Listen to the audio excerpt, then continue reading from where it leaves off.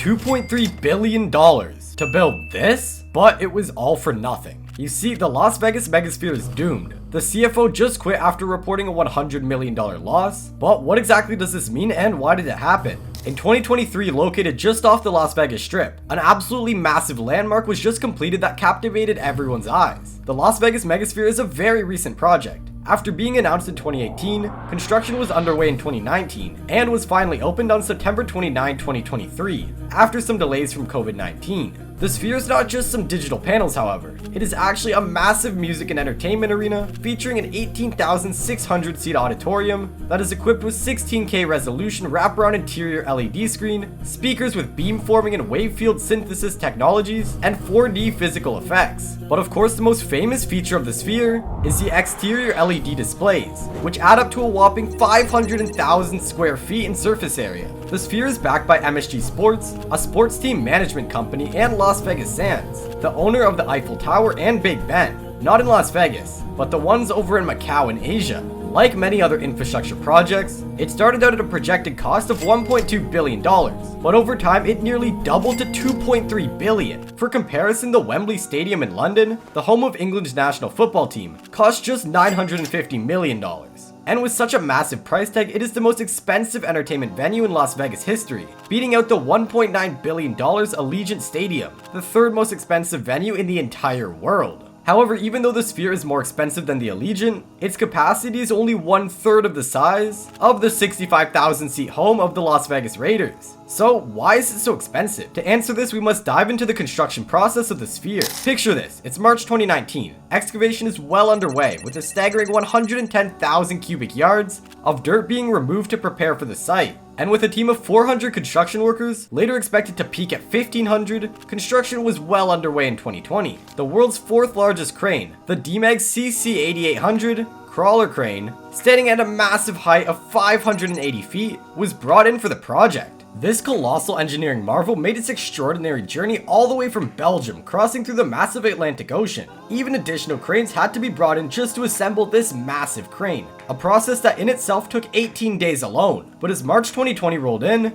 construction reached a pivotal moment, as the spherical structure was now complete up to its widest point, boasting a jaw-dropping 516-foot diameter, and the finish line at this point seemed completely within reach. But within the same month, the world found itself in the grip of COVID-19, and the MSG Sphere project faced unexpected setbacks, with construction temporarily suspended due to disruptions in the supply chain and safety concerns. And this was the most challenging time for the project, with all work coming to a halt. Luckily, the construction was restarted just 5 months later in August of the same year. It took MSG and the general contractor AECOM 3 more years to complete the structure, including the amazing interior. As you step inside the Sphere, you are greeted with a futuristic yet dreamy lobby that has roots from the movie Star Trek and Disney's Tron blockbuster. Welcoming visitors to the space are 5 AI-powered robots named Aura, which can say your name, engage in basic conversation, or offer explanations on topics such as directional audio and the building's engineering. As for the event stage, it is outfitted with 4D technologies to enhance storytelling, including 10,000 immersive seats that have an infrasound system. Every single one of the 18,600 seats comes with a high-speed internet connection.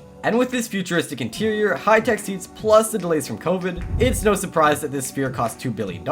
And after years of construction work, the Sphere was finally opened in November of this year, featuring the popular rock band U2 for their U2 UV Achtung Baby Live, an ongoing concert residency held exclusively at the Sphere. The opening show was simply breathtaking and was described as the future of live entertainment. Concerts would no longer just be limited to ears, but would be entire experiences for the eyes as well. U2 UV used super high definition 360-degree footage to place the audience in a variety of real-world locations, and used pre-rendered graphics to make them be placed anywhere from epic desert landscapes to the city skyline of Las Vegas. Comprising 268 million pixels at a 16,000 by 16,000 resolution, it is the highest resolution LED screen in the entire world. And it's a concert that truly combines audio and visual presentation, For comparison, normal cinemas at your local malls only have around 2K resolution, which is absolute miles away from what the Las Vegas Megasphere offers. And as for the sound, the Sphere surprises everyone with quality. On paper, the Sphere has a dome shape, which is the worst possible shape for a building, as it would create many reverbs and echoes. But in the Sphere, the entire screen is around 80% permeable, so the sound actually doesn't really echo off the back of the screen, and goes through with hardly any slapback or reverb. The 167,000 speakers create an immersive 360-degree sound experience for everyone attending the concert, including Paul McCartney, Elon Musk, and Jeff Bezos.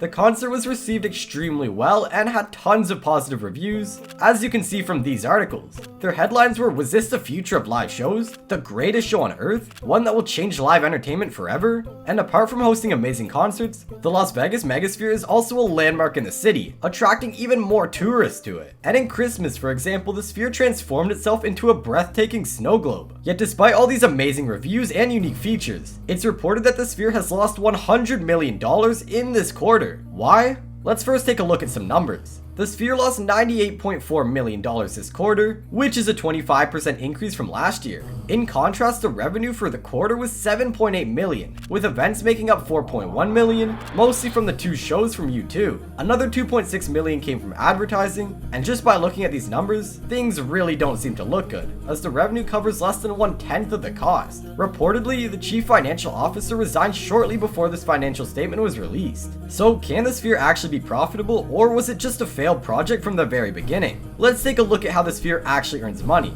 which comes from 2 main sources: hosting live shows within the interior, and showing advertisements on its giant exterior screen. First, as stated, the U2 show earned the company $4 million, but this number could be astronomically higher, as 90% of the ticket sales reportedly goes to U2, and not the company behind the Sphere itself. Depending on the artist and the percentage split, the company would be able to negotiate much better, and therefore receive a larger chunk of profits from future concerts. But apart from these concerts, the Sphere has also announced a movie experience called Postcard from Earth, directed by none other than Darren Aronofsky. It is a very special film that is designed to only be viewed at the Sphere, with its curving 270-degree screen that is about the size of 4 football fields. To create a film for this surface required a specially fabricated camera prototype dubbed the Big Sky, that could capture images in high enough resolution to broadcast them at the Sphere's massive scale. As for the advertising, the company is aimed to earn $100 million a year just from advertising on the Sphere's exterior, which means advertisements will be running non-stop. And according to an alleged leaked sales pitch from Twitter, the Sphere is charging $450,000 just for 1 day of advertising. And if the company wants to increase their coverage to a week, it is claimed that cost goes up to $650,000.